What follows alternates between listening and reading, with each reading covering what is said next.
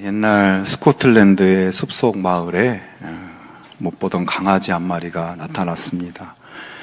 강아지는 너무나 더럽고 또 못생겼습니다.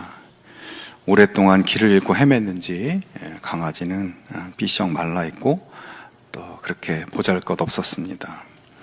처음에 사람들은 그 강아지에게 별로 신경을 쓰지 않았습니다.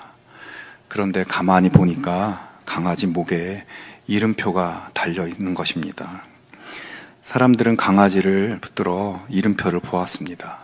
그 강아지의 이름은 밥스였습니다. 그리고 그 밑에는 작은 글씨로 나는 이 나라 왕에게 속겠습니다 라는 문장이 써 있었습니다. 사람들은 놀랐습니다. 그 지저분하고 못생긴 강아지가 바로 왕의 강아지였던 것입니다. 확인을 해보니까 왕과 왕비가 그 숲속 마을 근처에 휴가를 왔다가 강아지를 잃어버린 거예요. 곧 상부에 보고되었고 강아지는 잘 보호되어서 결국 주인인 왕에게로 돌아가게 되었습니다. 그 숲속 마을과 왕궁은 수백 킬로미터나 떨어진 거리였지만 왕과 강아지를 다시 연결해 준 것은 바로 그 강아지가 어떤 강아지인가 써 있는 이름표였습니다. 여러분, 우리에게는 이름표가 있습니다. 우리는 온 우주의 왕이신 예수 그리스도께 속한 사람들이라고 적힌 이름표를 달고 사는 사람들입니다. 우리가 세상에서 보잘것없어 보여도 우리의 소속은 하나님 나라고 우리는 하나님 자녀들입니다. 그러기에 우리는 길을 잃은 것 같아도 잃어버린 것이 아니고 실패한 것 같아도 실패가 아닙니다. 아무것도 두려워할 것이 없는 하나님의 자녀들입니다. 요즘 우리 주변에 두렵고 불안한 소식들이 계속 들려옵니다. 뜻하지 않은 전쟁의 소식, 이것이 앞으로 어떻게 될 것인가, 매일 불안한 상황이죠. 그런 가운데 우리의 삶이 길 잃은 강아지처럼 힘들고 버겁게 느껴지고 또 내 모습은 왜 이런가, 삶의 소망이 희미해지고 그렇게 그냥 버티며 살아간다고 혹시 느껴지십니까?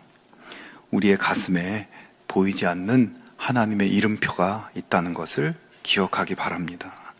우리가 비록 연약하고 부족하고 죄와 허물이 많을지라도 그 모든 것을 십자가로 해결해 주시고 자녀 삼아 주시고 너는 내 것이라고 이름표를 붙여주신 하나님의 사랑을 기억하며 여러분이 어려운 시기를 담대하게 그렇게 걸어 나가실 수 있기를 바랍니다. 오늘 말씀 속에도 길 잃은 강아지와 같은 보잘것없는 한 여인이 등장합니다. 이 본문은 요한복음에만 나오는 특별한 이야기인데 당시 예수님께서는 예루살렘에 오셔서 일주일간 그 초막절 명절을 보내면서 성전에서 말씀을 전하며 사역을 하고 계셨습니다. 이때 예수님이 전하셨던 말씀의 주제는 예수님은 어떤 분이신가, 예수님은 누구이신가, 이런 주제였고 예수님은 하나님이 보내신 그리스도이심을 전하셨습니다. 그러자 예수님의 그 말씀을 듣고 믿는 사람들이 점점 많아지기 시작했습니다. 이에 바리새인들이나 제사장들과 같은 종교 지도자들은 예수는 갈릴리 사람이고 성경에서는 그리스도가 다윗의 후손으로 베들레헴에서 나온다고 했기 때문에 예수는 그가 주장하는 것처럼 절대 그리스도일 리가 없다고 그렇게 이 종교 지도자들이 주장했습니다. 게다가 예수는 안식일법을 비롯한 여러 가지 율법을 무시하며 잘 지키지 않고 있기 때문에 그런 사람이 그리스도일 리가 없다, 이렇게 주장을 했습니다. 그래서 그들은 예수는 그리스도를 사칭하는 사기꾼이고 사람들을 미혹하고 분란을 조성하는 불온한 선동자로 빨리 제거되어야 할 위험한 인물이라고 그렇게 여겼습니다. 그런 가운데 오늘 본문에는 그 바리새인들과 서기관들이 예수님 앞에 웬 여자를 끌고 와서 세워놓고 이야기를 시작하고 있습니다. 그 여자는 음행 중에 잡힌 여자예요. 바리새인과 서기관들이 예수님께 이야기합니다. 4절과 5절에 선생이여 이 여자가 간음하다가 현장에서 잡혔나이다. 모세는 율법에 이러한 여자를 돌로 치라 명하였거니와 선생은 어떻게 말하겠나이까? 라고 묻습니다. 이 말을 보면 먼저 이들이 예수님께 대한 말투가 조금 바뀐 것을 볼 수 있습니다. 예수님께 대한 호칭을 선생이여 이렇게 말합니다. 이것은 그 사회에서 랍비를 호칭할 때 부르는 그런 용어예요. 사실 지금까지 그들은 예수님을 굉장히 무시하는 태도로 대해왔습니다. 그들은 예수가 유대교의 중심인 예루살렘 출신이 아니라 저 천박한 외곽 지역의 갈릴리 출신이라고 무시했습니다. 또한 당시 유대 사회에는 아주 유명한 이 랍비 학파의 양대 산맥이 있었는데 바로 힐렐 학파와 샴마이 학파, 이 두 학파가 있었어요. 유대 사회에서 랍비로 활동하려면 이 두 학파 중 어느 곳이든지 속해서 배우고 훈련받아야 했습니다. 이 사도 바울도 힐렐 학파 가말리엘의 제자였죠. 그러나 예수님은 그런 데서 배우거나 한 분이 아니었습니다. 당연히 그런 예수님을 얕잡아 보았어요. 그런데 지금 그들의 말투가 확 바뀐 것입니다. 선생이여 이렇게 호칭합니다. 그러면서 마치 지금 현장에서 간음하다 잡힌 여자를 어떻게 하는 것이 좋겠는지 가르침을 달라는 듯이 질문을 하고 있습니다. 하지만 그들의 이런 태도와 질문 뒤에는 다른 의도가 있었죠. 6절을 보면 그들이 이렇게 말함은 고발할 조건을 얻고자 하여 예수를 시험함이러라. 그렇습니다. 그들은 지금 예수님을 랍비로 존중해서 무언가 배우려고 하는 그런 것이 아니라 예수를 고발할 조건을 얻고자 하는 것이었던 거예요. 말하자면 덫을 놓고 있는 겁니다. 당시 예수님은 누구도 가까이 하지 않으려는 병자들을 고쳐주시고 세리들이나 가난한 사람들이나 소외되고 낮고 천한 사람들과 가까이 하시고 식사도 하시고 사랑과 긍휼을 베푸시는, 그래서 죄인들의 친구라고 이렇게 알려져 있었고 사람들은 그런 예수님께 기대를 걸고 위로를 받고 있었습니다. 자, 그런 맥락에서 지금 음행으로 인해 붙잡혀서 투석형을 받아야 할 여자를 예수님 앞에 세웠을 때 분명히 예수는 저 여자를 돌로 치지 말라고 할 것이라 이렇게 예상을 했습니다. 자, 그렇게 되면 예수님이 명백하게 모세의 율법을 부정하게 되는 것이고 율법 모독죄로 예수를 고발할 명목이 생기는 것이에요.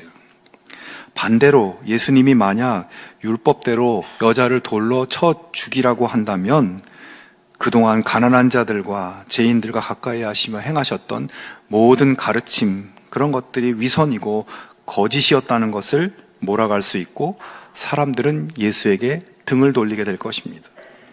그리고 또 한 가지, 당시에는 로마 총독만이 사형 선고를 내릴 수 있는 권한을 가지고 있었기 때문에 예수님이 그 여자를 돌로 쳐 죽이라고 한다면 로마 총독의 권한을 침해하는 것이 되고 그것을 빌미로 로마 정부에 고발할 명목이 생기는 것입니다.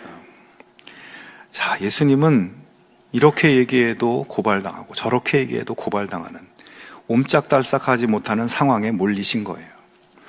이 상황에서 한참을 침묵하시다가 말씀합니다. 7절에 너희 중에 죄 없는 자가 먼저 돌로 치라. 자, 예수님을 공경에 빠뜨리려고 왔던 사람들은 이 말씀을 듣고 스스로 양심의 가책을 느꼈고 모두 아무 말도 못하고 조용히 자리를 떠납니다.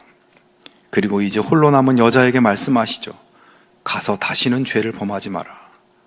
이야기는 그렇게 끝이 나고 있습니다. 여러분, 이 말씀에서 생각해 볼 것들이 있습니다. 첫 번째는 하나님 앞에서 죄 없는 사람은 없으며 하나님 앞에서 누구도 다른 사람을 정죄할 자격이 없다는 것입니다. 사람은 누구나 크고 작은 죄를 짓고 드러나는 죄, 또 은밀한 죄를 짓고 살아갑니다. 지금 본문의 바리새인들과 서기관들, 그리고 몰려온 사람들이 죄 없는 자가 돌로 치라는 예수님의 말씀을 듣고 그들이 왜 돌아갔겠습니까? 그들 자신 속에 은밀한 죄가 다 있었기 때문이에요. 그 죄들이 그들의 양심에 소리를 치고 있었기 때문입니다. 사실 지금 예수님을 공격하기 위해 온 바리새인들과 서기관들은 모두 율법을 철저히 준행하며 누구보다도 경건하다고 자부하는 사람들이었습니다. 그들은 외적으로는 여인과 같은 그런 음행의 죄를 저지른 적이 없는 사람들입니다. 하지만 적어도 그들은 여자를 이용해서 예수님을 함정에 빠뜨리고 예수님을 죽이려고 했던 살인의 의도와 교만의 죄 가운데 있었습니다. 하나님 앞에서 그들도 죄인일 수밖에 없는 것입니다. 결국 예수님의 말씀 한마디에 그들은 자신들의 은밀한 죄의 망치질을 견디지 못하고 돌아가 버린 것이죠. 자, 어떻게 보면 본문에서 예수님의 말씀을 듣고 그냥 돌아간 사람들은 그래도 양심이 있는 사람들이라고 볼 수 있습니다. 이 말씀을 보면서 요즘 같으면 어땠을까? 요즘 같으면 예수님이 그렇게 얘기한다고 해도 물러서지 않을 사람도 있을 것 같아요. 나는 정말 죄짓지 않았고 나는 법대로 양심대로 잘 살아왔다고 주장하는 사람들이 분명히 있을 것입니다. 하지만 성경에 그런 말씀이 있습니다. 사람이 선한 일이 무엇인지 알면서 행하지 않는 것도 죄라고 성경은 말씀합니다. 그러니까 내가 어떤 잘못된 일이나 나쁜 일을 해서 죄를 짓는 것도 문제지만 선을 행하지 않는 것도 하나님 앞에서 죄라는 거예요. 그러면 정말 죄인이 아닌 사람이 있을 수 있겠습니까? 하나님 앞에 모두 죄인인 것입니다.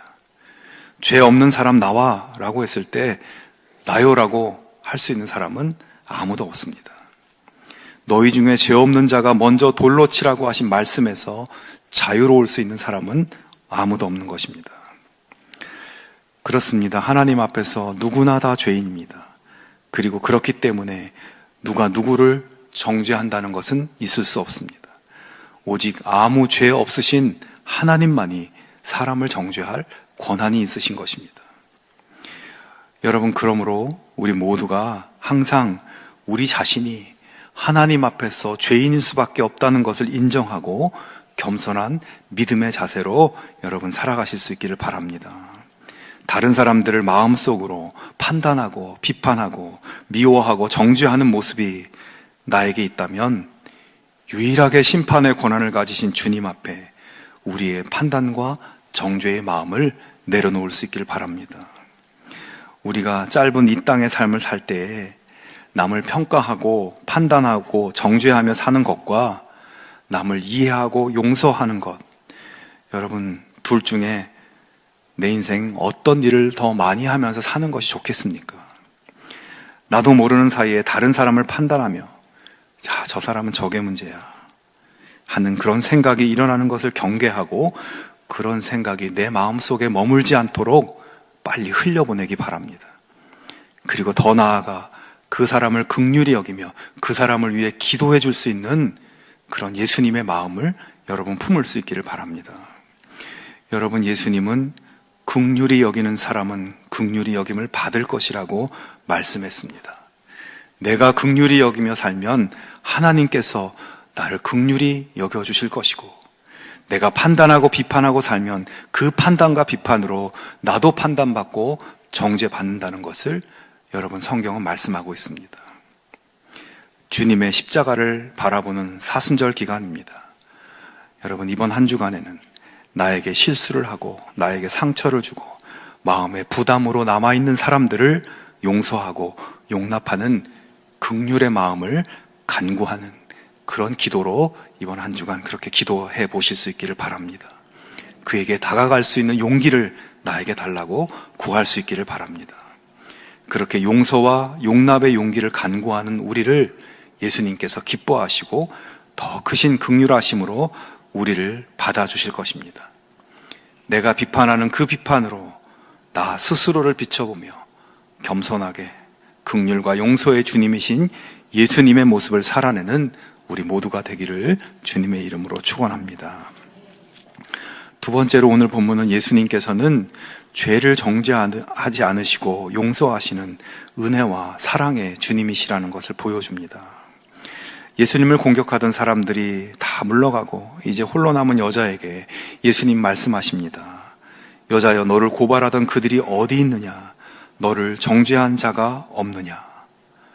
자, 여기서 여자여라는 호칭은 상대방을 높이는 경어, 높임말입니다.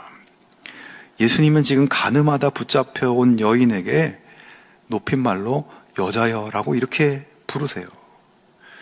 왜 그렇게 부르시는가? 예수님의 이 말 한마디의 깊은 의미를 우리가 놓치지 않았으면 좋겠습니다.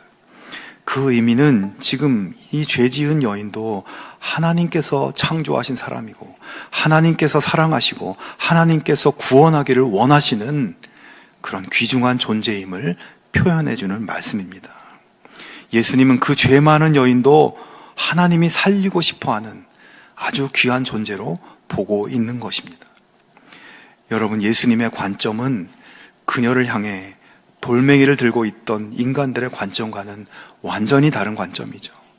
예수님의 그 모습, 죄인을 향해 여자여라고 부르신 그 한마디를 보면서 오늘 우리도 하나님, 저에게도 예수님과 같은 그런 눈, 그런 관점을 나도 갖고 살아갈 수 있게 해주십시오.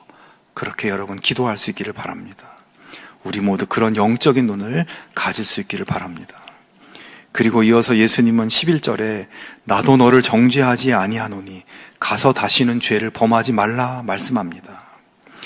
여러분, 지금 이 여자는 죄를 저질러서 죽어야 할 사람으로 끌려왔고 당장이라도 돌에 맞아 죽을지도 모르는 급박한 상황에 있었습니다. 그러나 예수님의 말씀 때문에 돌멩이를 들고 있던 사람들은 다 물러가고 그녀는 목숨을 건졌죠. 하지만 여러분, 여기서 우리가 오해하지 말아야 할 것이 있습니다. 지금 예수님께서 죄 지은 여자를 관대하게 대하시고 그녀의 죄를 별로 무겁게 생각하지 않으시고 죄를 덮어버리고 오히려 그녀를 위로하면서 일이 잘 마무리된 것으로 생각하면 안 된다는 것입니다. 이 말씀을 가지고 기독교의 본질은 무조건적인 용서다, 이렇게 끝내서는 안 된다는 것입니다. 여러분, 지금 예수님께서 죽을 죄를 지은 여자의 위기를 해결해 주시고 그렇게 문제는 끝나고 이야기는 마무리된 것 같아 보이지만 그렇다고 그녀의 죄가 없어진 것은 아니었습니다. 여전히 그녀의 죄는 남아 있습니다. 그래서 예수님께서 정죄하지 않겠다고 말씀하셨지만 엄밀히 말하면 그녀의 남아있는 죄에 대한 심판과 징벌은 본인이 해결하든지 누군가 대신 해결하든지 해야 하는 것이에요. 그러므로 예수님께서 너를 정죄하지 않겠다라고 하신 말씀은 죄를 그냥 가볍게 다루겠다는 이야기가 아니라 그 말씀에 깊은 영적 의미가 있는 거예요. 여러분, 예수님은 이 사건 이후에 약 6개월 뒤에 십자가의 죽음을 죽으십니다. 지금 6개월 후에 십자가 죽음을 앞두고 있어요. 즉, 예수님께서 그녀에게 너를 정죄하지 않겠다고 하신 말씀은 앞으로 사람들의 죄를 대속하기 위한 자신의 십자가의 죽음을 생각하시며 하신 말씀이었던 겁니다. 그래서 너를 정죄하지 않겠다는 예수님의 말씀에는 네가 범한 죄는 용서받기 힘든 악이다. 성경에는 너 같은 죄를 지으면 돌로 쳐서 죽이라고 했어. 그러나 내가 너의 죄를 해결해 주겠다. 내가 너를 대신해서 돌을 맞아 주겠다. 내가 너 대신 죄를 담당하고 죽어 주겠다. 따라 안심하라. 내가 너를 용서하노라. 라는 의미가 담긴 말씀인 것입니다. 그녀의 죄를 예수님 자신이 자기 목숨으로 자기 피로 해결해 주시겠다고 선언하고 계신 것입니다. 죄의 결과로 죽어야 할 죄인을 사랑하셔서 그를 살리고 싶으신 예수님은 지금 이 여자가 돌에 맞아 죽어야 할 죄를 그냥 눈 감아 주시는 것이 아니라 대신 짊어지시고 십자가의 죽으심으로 그녀의 죄를 당신께서 책임져 주시는 것입니다. 사랑하는 여러분, 예수님은 정죄하는 분이 아니라 죄를 없애시는 분이며 용서하시는 분입니다. 이 진리가 우리에게 얼마나 큰 은혜인가요? 오늘 이 여자의 이야기는 남의 이야기가 아니라 바로 우리의 이야기입니다. 예수님이 짊어지신 십자가 위에 죄의 목록이 있다면 오늘 이 여자의 죄만 있는 것이 아니라 저와 여러분의 죄도 거기에 적혀 있습니다. 죄 많은 여자의 모습 속에서 우리 자신의 죄를 돌아보아야 하며 예수님의 모습 속에서 나의 죄를 위해 대신 죽으신 십자가를 보아야 합니다. 하나님 앞에서 오늘 우리는 죄로 인해 죽을 수밖에 없는 존재들입니다. 그러나 예수님은 죄로 죽을 수밖에 없는 우리를 비난하거나 정죄하지 않고 그 죄를 없애주시고 죄 때문에 죽어야 할 우리를 사망의 족쇄로부터 풀어주시고 영생을 살아가게 하셨습니다. 여러분, 그 예수님의 은혜와 사랑을 마음에 깊이 새기고 예수님을 찬미하고 주님의 사랑에 응답하는 삶 살아가는 우리 모두가 되기를 주님의 이름으로 축원합니다. 주님은 그렇게 너의 죄를 내가 다 책임질 것이다. 네가 받을 정죄를 내가 대신 받을 것이며 네가 죽어야 할 심판을 내가 받을 것이다 말씀하시고 마지막 당부를 하십니다. 이제 가서 다시는 죄를 범하지 말라. 여러분, 여자에게 단순히 이제 다 됐다 그만 가봐라 하지 않으셨어요. 이제 용서받았으니 자유롭게 살아라 하지 않으셨습니다. 예수님은 죄 많은 여자의 죄를 해결하시고 이제 죄와 상관없는 하나님 자녀로서의 새로운 삶을 출발할 것을 당부하고 있습니다. 여러분, 예수님께서 죄로 죽을 수밖에 없는 여자를 사랑하시고 용서하시고 자기 목숨으로 대신 죄를 담당하신 이유는 이제 더 이상 죄 짓지 말고 하나님 자녀답게 살게 하기 위한 것이었습니다. 용서는 단순한 면제가 아니라 주님과의 새로운 관계로 들어가는 입구인 것입니다. 그러니까 지금 이 여자는 정말 중요한 두 가지 선물을 받았어요. 그것은 죄 용서와 새 출발입니다. 죄로 얼룩져 있는 인생, 주님의 용서의 선물을 받을 만한 일을 하나도 하지 않았지만 주님의 일방적인 은혜의 선물을 주셨고, 더 나아가 구원받은 사람의 새로운 삶, 거듭남 삶을 선물로 주신 것입니다. 여러분, 그 선물을 오늘 우리들에게도 주셨다는 것을 기억할 수 있기를 바랍니다. 이 말씀을 나를 위한 말씀으로 들으시기 바랍니다. 나를 위해 대신 죽으시고 나를 살리신 예수님, 그래서 나의 죄의 문제를 해결해 주신 예수님, 그 예수님의 이 당부의 말씀을 기억하며 죄와 상관없는 새로운 삶, 거듭난 회개의 삶을 여러분 결단하고 나아가실 수 있기를 바랍니다. 물론 우리는 연약해서 또다시 죄의 자리에 서고 또다시 죄를 행하게 될지도 모릅니다. 어쩌면 너무나 쉽게 용서받았기 때문에 너무나 쉽게 죄의 자리로 돌아가는 그런 경우가 많이 있습니다. 하나님은 언제든지 잘못했다고만 하면 용서해 주신다는 얄팍한 생각으로 다시 죄로 돌아갑니다. 그만큼 우리가 죄에 대해서 연약한 존재들이에요. 그러면 어떻게 해야 할까요? 어떻게 다시는 죄를 범하지 말라는 주님의 당부를 내 삶에 이루어갈 수 있을까요? 매일 매순간 낮이나 밤이나 눈을 뜨나 감으나 나의 죄를 대신해서 십자가에 못 박혀 죽으신 예수님을 바라보고 의지하는 그러한 삶으로 나아갈 수 있기를 바랍니다.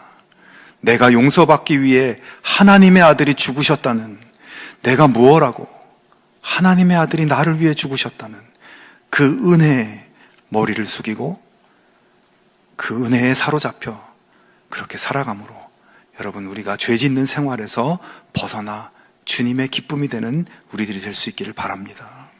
매일 아침 단 1분이라도 죽을 나를 살려주신 예수님, 십자가의 은혜를 되새기고 그분의 당부를 기억하면서 죄에서 돌아서서 주님을 더 닮아가는 하나님 자녀의 삶을 결단하며 하루를 시작하실 수 있기를 바랍니다.